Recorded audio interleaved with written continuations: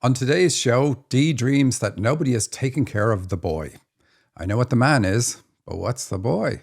Then Susan goes on holiday with her parents. Now, that's never a good idea, at least not in a dream.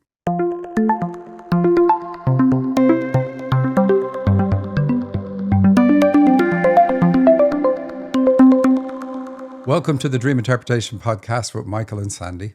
Hello and welcome, everybody. We're excited you are here. This is another half hour of us eavesdropping on the very personal communication between the spirit world and you on your earth journey. That's why we focus on dreams.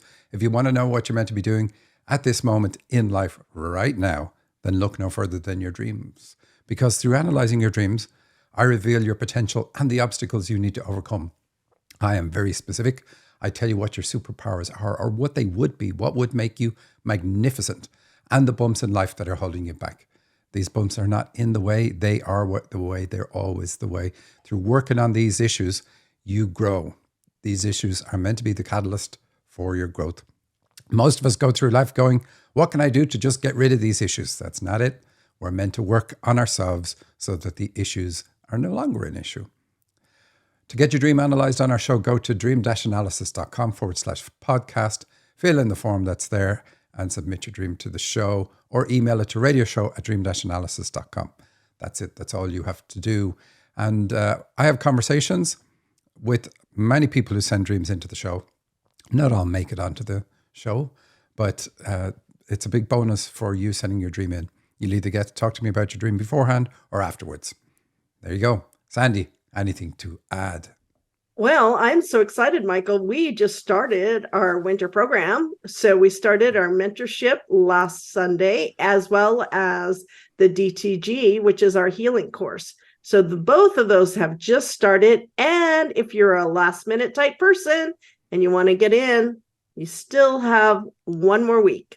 And then after that, it's going to be really hard and you'll have to wait until the next time we're offering both of those. But I'm excited because they are going great. They just started and people are over the moon excited about them. Anything you want to add, Michael? Yeah, we do run the healing course frequently, maybe 3 times a year. But the mentorship, so far, we've only run it once a year. And we may run it again in, is it May? We will see. May. Sandy wants to, but we'll see what happens. All right, let's dive into the dreams. What have we got? All righty. The first one is from Andy Joe, and it's titled Third Eye. I dreamt I was seeing my third eye in the astral. I was asked by unknown source telepathically if I am wanting my third eye to be activated. I said yes, and I felt a huge energy surge to my third eye in the 3D and the astral at the same time. Wow, Michael, that sounds like a fabulous dream. Let's not ruin it, okay? What's this? You're straight out the gate picking at me. All right. So it's a very good dream, even though Sandy wants me to ruin it. So we often when we sleep, we leave our bodies telepathically and go to the astral plane. And that's why the communication that you had in this dream was telepathic, because it's all telepathic there. We don't have oxygen and air and all those other things in that plane. So communication is that way. And so when you have this memory, it means that you were there, you did have this conversation, and this has been done for you. So now expect something terrific to have changed about you because your brow chakra or third eye is now activated, which is terrific. Quite often we say no in these dreams, but you said yes. What else can we tell you? We can also tell you that because you have memory of going to the astral plane, you can also perform hypnosis, do projection, and absent healing. Those 3 come as a set. So there you go. Very short dream, but nice. And the reason I include it is we do this all the time. We are in our bodies, we're conscious, we look at our let's say, waking conscious, and we look at what's going on in our lives and we argue with the universe and God and say, like, why am I having this difficulty? Then we go to sleep, we move out of our body up to the astral plane, talk to our guides, and they're explaining what our life is about. Well, we already know when we step out of our bodies. And this is the point. We know what's going on. We know why we're having the issues we're having. And we also set up our karma on that plane as well. or when we're out of our bodies. And then we hop back in and go, why are things not working again? But we ask for this. We need this because, like we say in the intro all the time, we need particular obstacles in order to work on ourselves. Overcoming those obstacles is the way for us. And this kind of dream reminds us that we are spiritual beings having a human experience, not the other way around. Sandy. So, Michael, I love the way you did the dream, and it was fabulous. What does activating your third eye really do for you? Do you have any quick definition you could provide? It's very much used for us tuning into either our guides or other people. If you have an ability to communicate with animals, you'll do it through that center. That shows up in dreams like touching your forehead against somebody else's forehead or even an animal's forehead. But it's so imagine it's like a transmitter and receiver that's built into the middle of our brains.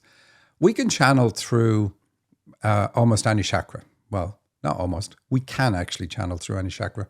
But the higher the chakra is, the better the communication typically is, the more clear it is. The third eye is often connected with getting images, clairvoyance, that kind of connection. And people who use that, they get images. And when I'm training people that do this, we get them to a point where they're getting images. And I say, okay, here's the connection. You help with this piece in our courses, Sandy. You push people into that state. But they start getting the images, and the first few classes are all about just tell me what you're getting. Don't try and interpret them. Give me all the images. And they eventually get very comfortable saying, okay, I'm seeing a cake. I see the cake growing larger. I see this. I see that. I see whatever. And then after a few weeks of getting really comfortable with getting the images and talking, I add a piece where I say, okay, now in the part where you make a connection, add in this bit where you now see the energy coming down in through your crown chakra, then out your third eye to the person that you're giving the reading to, and then coming back into your third eye and then back down to your heart. And suddenly they are then able to say, here's the image I got and I know what it means. That cake image I just dreamt of, you're being asked to have a baby. And it's just simple clarity for them because of the connection. So the third eye is vitally important depending on the type of channeling that you do and the type of communication. Important for communication. It's vitally important for many other things too. But in terms of spiritual connection, it's super, super important. Wow, that's really cool. Wow, what a super dream. I like it. All right, we're going to move on. The next one is from Dee, and it's titled, Take Care of the Boy. A young boy is in the care of a professional team. Education team, ?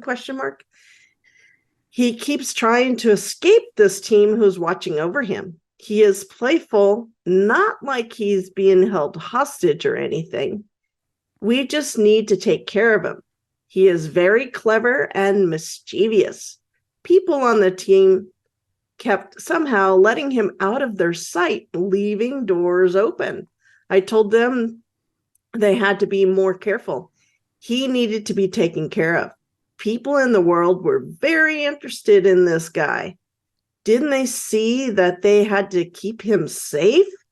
An old colleague of mine, IWL, was there. She was kind of analyzing the situation, overseeing, and more analyzing. All righty, Michael, that's the dream. Got to take care of that boy. Yeah, so we're everybody in the dream. So the dreamer doesn't feel safe. That would be like the underlying theme of her life.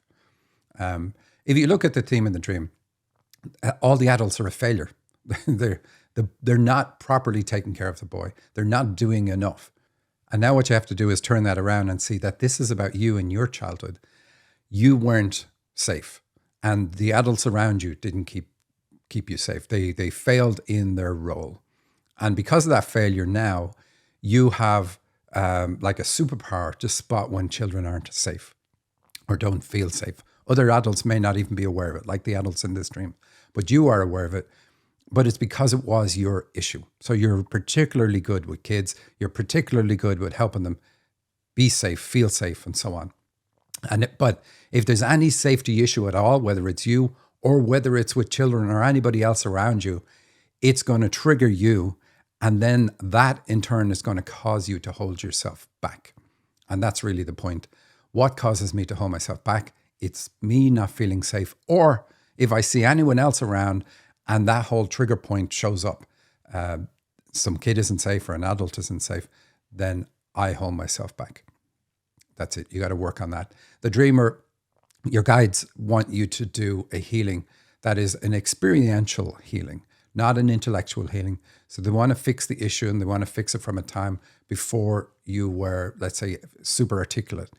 And that means it has to come in a kind of energy form or as an experience of feelings. And that's the type of healing that you need that's going to help you fix this particular problem in your own life. Intellectual pursuit of solving this won't work. And then why is he trying to escape? Well, that's okay. The child is fine. And in fact, being constrained is not a good thing in a dream. So the child trying to escape or do things is fine. And us trying to escape and do things in our own dreams is fine. The issue that she points out over and over again is how people are negligent in their duty. And we know that this is bothering her. So it's really more, we look at the theme of the dream, what's getting to her over and over again in the dream. Okay. Wow, that's really a good dream. That's pinpointed right to it. Does it point out any age or anything that you could see? It always will. Like, so what age was the boy in the dream? Then that's going to be an age that's very significant for you. But when I channeled on this for the dreamer and I was talking to her, they said they wanted her to have a particular type of healing about the birth imprint, but not one that was intellectual. It had to be one that was an experience and an integrating experience, like bringing in aspects of you that got damaged or left behind because of the birth imprint. So what type of healing, just to help her out a little bit, what kind of healing would that be? Is that the cutting the ties that bind healing that we do, or is it something else that you were thinking or that you got? Well, that would work, of course, but there's many ways to do this type of thing. And we had a dreamer on the show a few weeks ago, and she had come up with this new type of healing. She had it in her head, like, I'm going to do this. And she submitted a dream, and it was an endorsement of this mechanism. And it was about integrating issues that are integration of energy and aspects of you to heal the birth imprint. And that's the one, in fact, that she's doing. She was already considering doing it with that dreamer a long time ago, from a few weeks ago. I don't know if she's done it yet or not. It would be quite interesting to see what her experience was. But they wanted her to do that. And then she told me that she was already talking to this other person. And that was kind of funny because I'd already analyzed the other person's dream. And I was like, okay, perfect. This is what you need to do. All righty, let's move on to the next dream. This one's titled On Vacation with My Parents. Oh my. And this is from Susan. And it is a pretty long dream with a lot of nuances. So I'm going to read a paragraph and then Michael and I will have conversation about it. And then at the end, we can summarize the whole dream.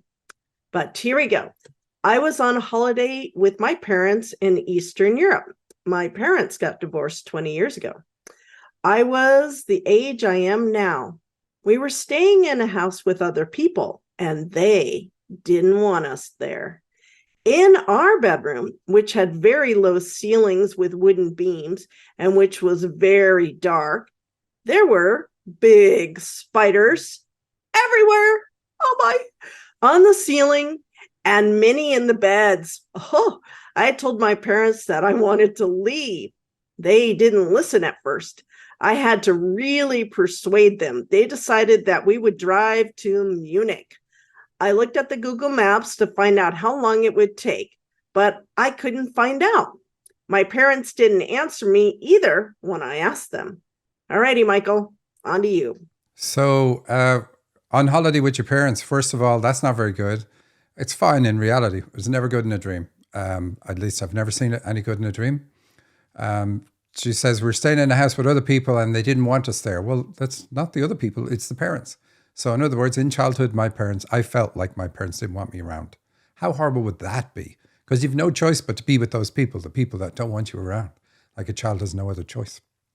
Then she says, our bedroom had low ceilings with wooden beams. So we know she has digestive system issues because of that, the wooden beams. and they were dark, and there was big spiders everywhere. So this I channeled on because we see the spiders, and it's not going to be like fears from childhood. I wanted like something more specific, and it's because the spiders are on the ceiling and the bed. It's about irrational fears about the spiritual field or the spirit world. And I checked that with her, and she said absolutely she does. So it's not just general fears from childhood. It's very specific. And then what else do we have? My parents didn't listen at first. So again, I'm ignored by my parents. They don't listen to me. I like that she's looking at a Google map, because that maps are about finding out where you are. We always have in our head, oh, here's what I want to do. If we're lucky, we have an idea. Here's a goal. Here's what I want to achieve. But we don't often agree with where we are. And one of the great things about dreams is they don't pull any punches. They tell you where you are in life. They tell you what's holding you back. But they don't do it with any criticism. They do it in a kind of a style of, if anybody else was to have lived your life, this is where they'd be too. So like these are the circumstances that impacted you into becoming the person that you are today. And so saying it without any criticism, it's like, this is what you have to deal with if you want to achieve the goal that you have. Sometimes your dreams will say, the goal you have is wrong. Here's this other goal. Pursue that goal. But here, the maps is always good, because it's always about finding out where you are. And if you say, well, I'm halfway to my journey, I've dealt with my childhood and I've done this and I've done that, this dream would say, no, you haven't. You still have stuff to deal with in childhood. And then it's clearly saying what it is. How's that, Sandy? That sounds good. What's Eastern Europe, and then what is Munich? Well, she's European, so it's okay. She's German, so. Oh, okay. Okay. All righty. That makes sense then. I went to the fridge to pack some food for the journey. We had stored some purple and yellow plums in there, which I packed in a see-through plastic bag. My father put some green grapes in there, which didn't belong to us. My mother took them out, showed them to everyone, and put them back in the bag. I got really angry at them for taking the grapes that didn't belong to us, and I said some sarcastic and condescending things to them, but I didn't take the grapes out. All right, Michael. Okay, so I said digestive system issues, and then we have the fridge. So definitely that's true. So she has to work on that. Then she had stored some purple and yellow plums in there. The yellow tells us that she's rational. She calculates her way through life, figures out what she wants to do, doesn't listen to her heart. So this is just a comment saying this is how you are. So having a strong intellect isn't a bad thing, but if we only use our strong intellect, then there's a problem. And so we have the green grapes being the antidote about getting into the heart. That's what she needs to do. Purple. She's a spiritual leader, which is a feminine energy trait. So she's got that ability. What else have we got? She said something sarcastic and condescending. So I asked her which of her parents was that way, because what dreams do is they turn it around. Like I have to put up with mom or dad's sarcasm or condescending tone, and I can't say anything because I'm the kid. And if I say anything, I'm either going to be thumped or I'm going to be sent to bed or whatever it is. So we end up swallowing a lot in childhood that we don't want to swallow, but we know we have to because we're tiny compared to our parents and we're so dependent on them. Now, of course, if your parents are good and doing the right thing, you're never going to have these feelings. So it's wrong that these are even there. It's the parents have already failed if these are already there. And so, yeah, it was a switch. So the dream lets you vent some of what you have received. So she gets really angry in the dream at her parents. Why? Because, as she said to me, Dad was very angry in life himself. I think she said he was an alcoholic too. I can't remember. I didn't put down the note. But it's kind of a healing thing for a dream to do that.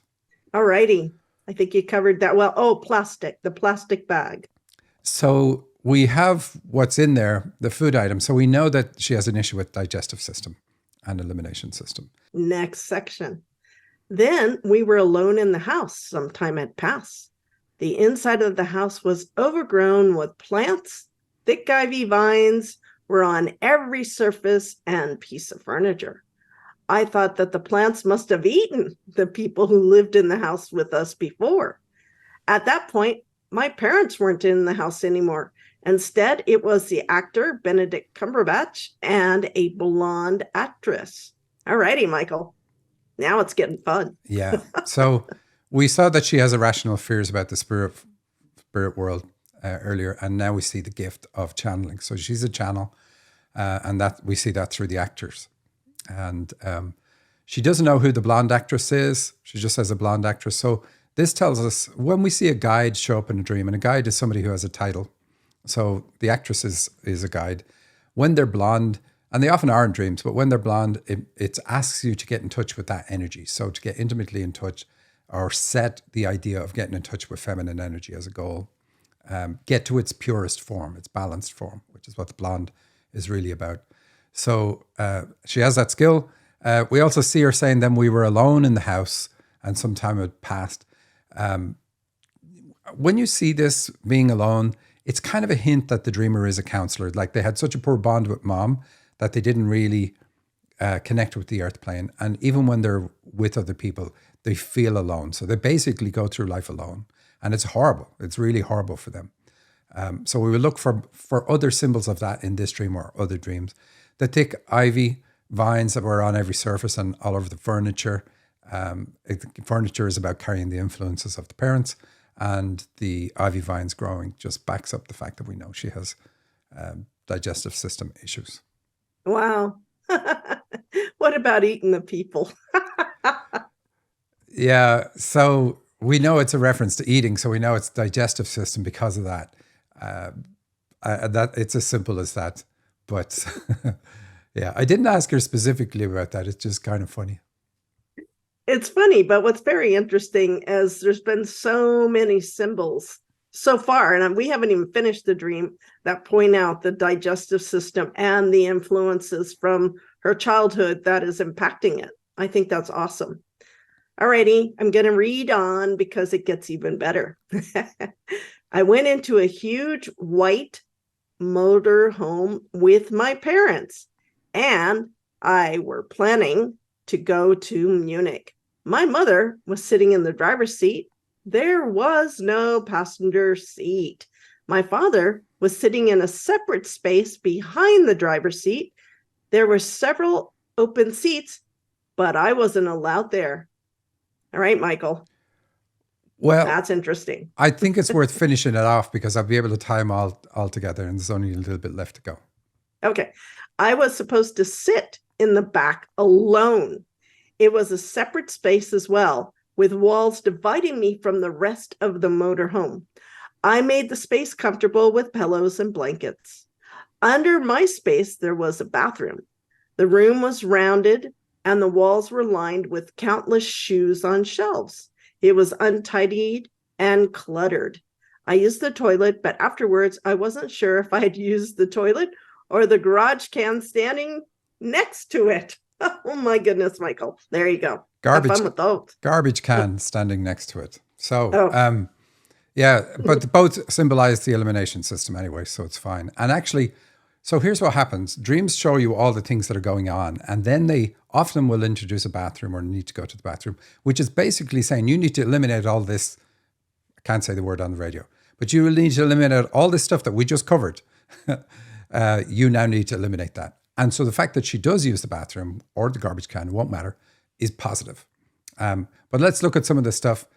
We went into a huge white motorhome, which my parents and I were planning to go to Munich. Okay, so going south is actually good for her in the dream. And compared to where she was, that was a movement south.